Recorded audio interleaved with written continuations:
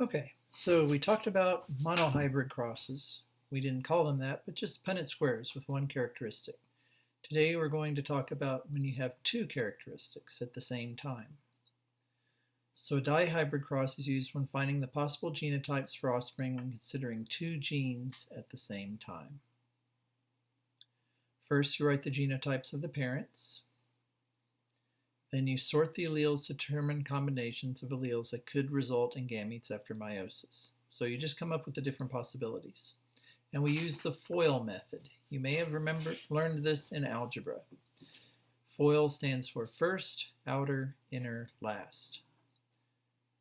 So here's how it works. You have big A, little b, big little b. You have first, outer, inner, last. So you take the first two letters, big A, big B, outer, big A, little b, inner, little a, little b, last, little a, little b. Those are all the possibilities. So again, first, outer, inner, last. So you write these combinations on the sides of the Punnett square. There's a lot more combinations, so it's going to be a bigger square. You combine the letters from the top and the side to fill in the boxes, just like you did before. And then you determine the phenotypic ratio. What do they look like? So let's do an example. We're going to cross two individuals who are both heterozygous, tall, and red. The recessive traits in these tomatoes are short and yellow. So tall and red are dominant. So first we write the genotypes, and they told us they're both heterozygous tall and heterozygous red. And then we sort the alleles using FOIL, write the combinations on the side, combine the letters, and figure out the ratio. So the genotypes, we know it's going to be big T, big R, little r for both of them because they tell us heterozygous tall and red.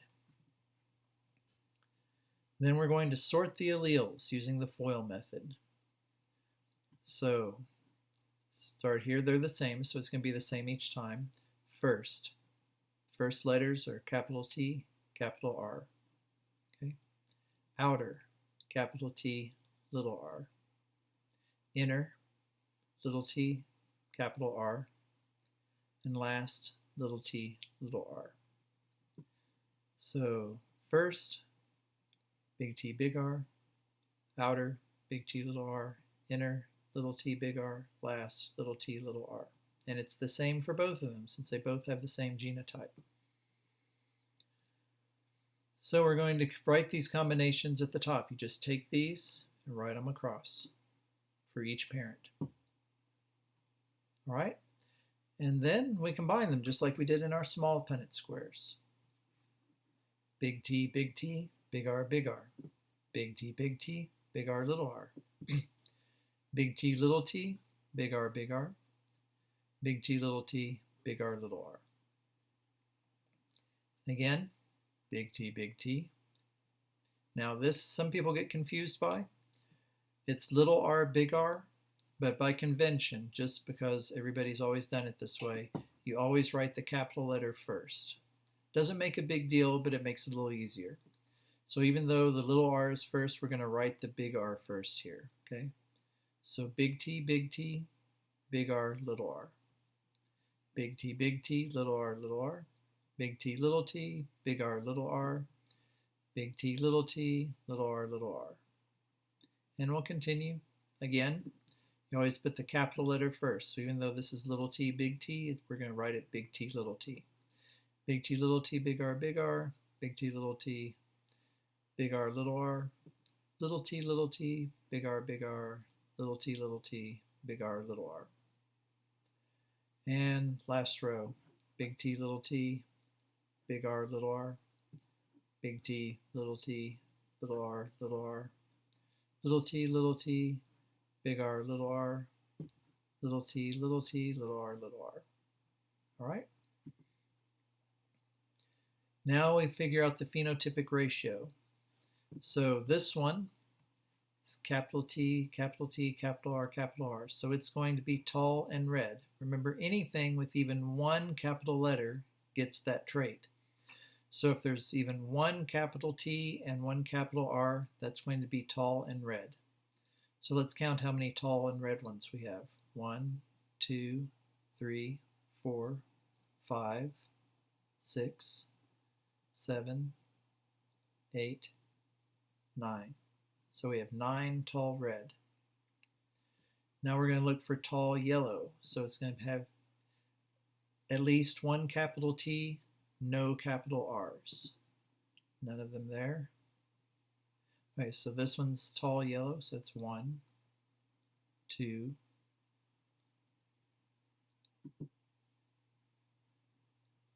3. Tall yellow. Remember, if there's even one capital R, it's going to be red. So let's look for short and red. So that's going to have, if it's short, it has to have 2 lowercase t's. If there's even one capital T, it's going to be tall. So 2 lowercase t's. There's one. And it's got at least one capital R, so this is tall and, or short and red. So there's 1, 2, 3. 3 short and red. And the other possibility, short and yellow, they have to all be lowercase. Lowercase t's and lowercase r's. There's only one, and it's right there. So 9 tall red to 3 tall yellow to 3 short red to 1 short yellow. Let's try another one. In peas, purple flowers are dominant to white, and tall is dominant to short. A white short plant is crossed with a plant that is heterozygous for both traits. So let's determine the phenotypic ratio. So first of all, you write the genotypes, sort the alleles, write these combinations on the sides, combine the letters, write your phenotypic ratio. So we have a white short plant. And we know the purple is dominant to white, so for it to be white, it's going to have 2 lowercase p's. And short is recessive, dominant is, tall is dominant, so this one has to be recessive all the way across. Little p, little p, little t, little t.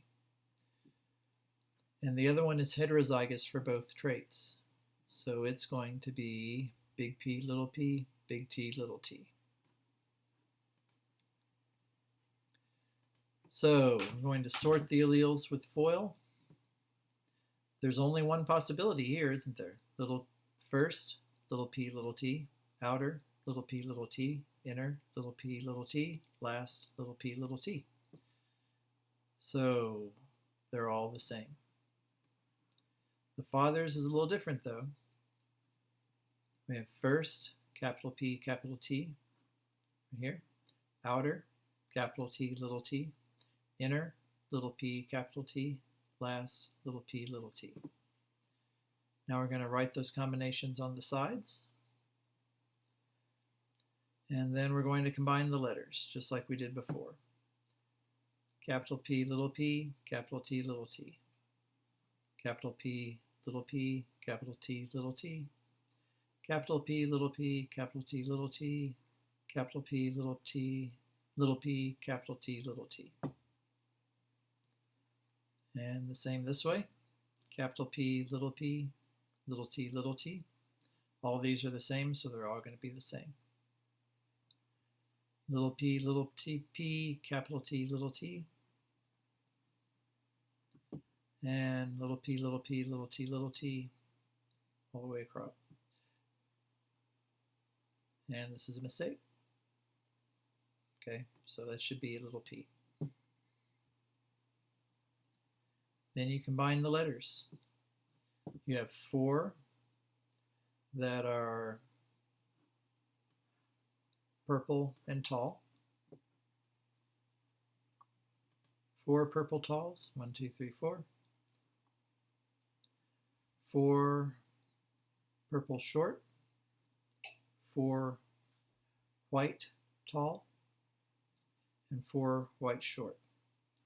Now mathematically, so that's 4 to 4 to 4 to 4. Mathematically, we reduce that, just like you would with a fraction. So it can be 1 to 1 to 1 to 1.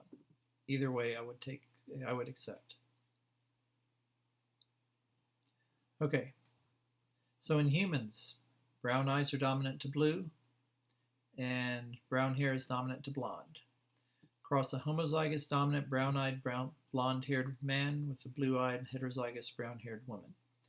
Okay, so just so you know, and we're going to talk about this later, hair color and eye color are more complicated than that. Okay. For example, my dad had blue eyes, my mom had brown eyes, I have brown eyes, my brother has green eyes. So they get a little more complicated, but we're just, for this example, we're going to say that it's just straight dominant and recessive. The next lecture we'll talk about how it gets more complicated than that, non-Mendelian traits. So we're going to cross a homozygous dominant brown-eyed, blonde-haired man with a blue-eyed, heterozygous brown-haired woman. You see the problem we're going to have here? Both brown and blonde and blue all start with B. So the letters are just whatever we want them to be. So it doesn't have to be B. So for the eye color, I'm going to use the capital E for brown eyes and lowercase e for blue eyes. It doesn't really matter how you do it, but we can't use B's for both characteristics, so that's what I picked. Okay, so you write the genotypes, sort the alleles, write these combinations on the sides, combine the letters, and figure out your ratio. So we have the mother.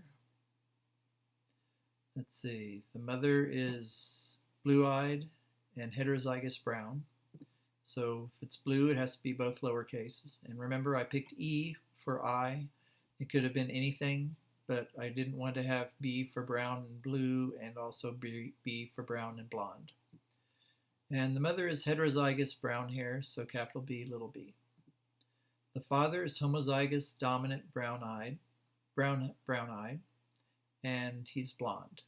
So we have capital E, little b, little b. All right? So let's sort the alleles. First, little e, big B, big E, little b.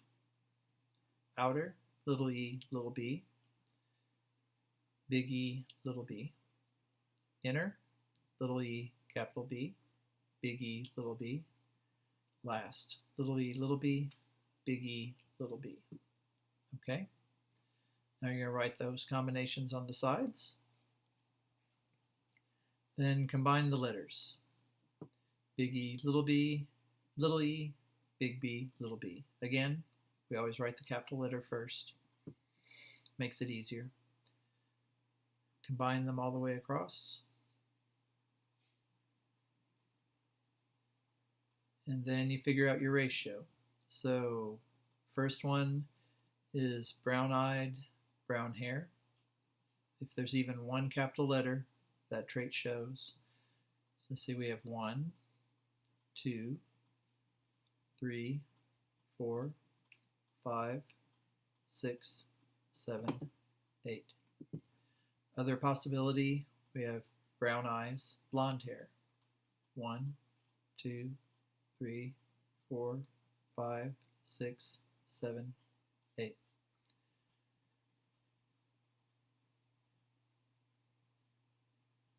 Yeah, I wrote blue here. This should be blonde.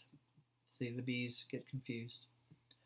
So anyway, those are our possibilities. 8 to 8, we could reduce that to 1 to 1. And that's it for dihybrid crosses. So I'm going to upload tomorrow. I'll give you some practice problems for this and give it a try. If you get confused or have some problems, email me and I will see if I can help you. Have a good day and stay safe.